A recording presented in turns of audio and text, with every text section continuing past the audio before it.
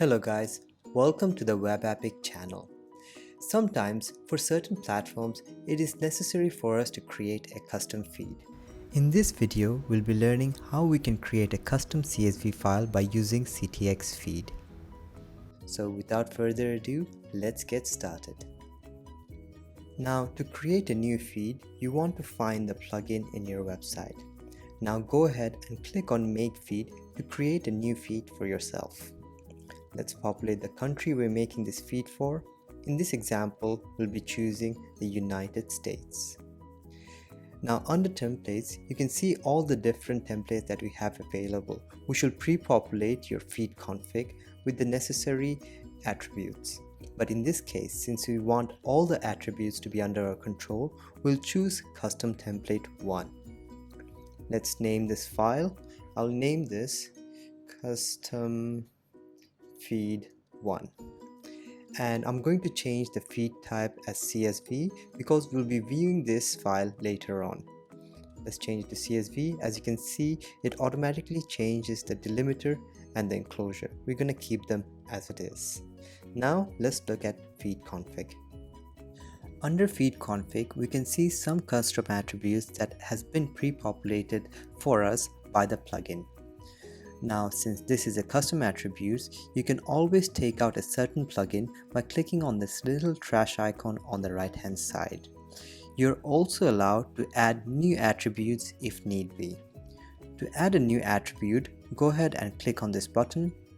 In this case, I'm going to choose availability as one of the attributes, and let's find availability down here as well. There you go. Perfect. Now, moving forward, let's make a few changes. Now under prices, let's add a suffix. We're going to put US dollar because we're making the feed for US. Under categories, let's change this to pattern so that we receive a static value, and I'm going to put clothing as a category. So every single category that's going to be uploaded will have the value clothing. Under brand, let's change that to a pattern as well, which gives a static value. I'll change this to my brand. If you want, you can also use an attribute here, which is going to dynamically pick up the brand that you're uploading into your feed. Now let's go ahead and click on update and generate feed. And there you go, we can see our custom feed right here. If you want, you can always regenerate the feed by clicking on this little icon right here. You can also take a look at the feed by downloading it. You can click on this little icon right here to download the file. After the download is complete, let's take a look at what our feed file looks like.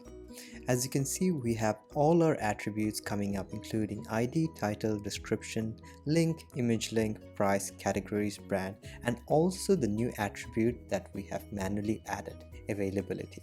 And we can see that it is also pulling all the necessary values that we need to. Now let's go back to our feed file, make some changes, and see if our changes will take effect. So right now we'll go back into our feed, click on custom feed, and we're going to add one more attribute. Let's add sale price.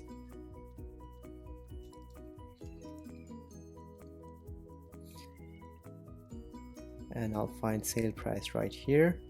And we can also rearrange the attributes by dragging it just like this. Let's put it as USD. And let's update and generate the feed. Once the feed is generated, now let's go ahead and download the new feed file and check if the changes that we have made it have reflected across to the feed. Let's go on to the new feed file. There you go guys, as you can see, this is the new feed, and the new attribute sale price that we have added has already come through to the feed. And moreover, as you can see, sale price is coming right after price, just like how we have arranged it. There you go guys, this is exactly how you can make your own custom template.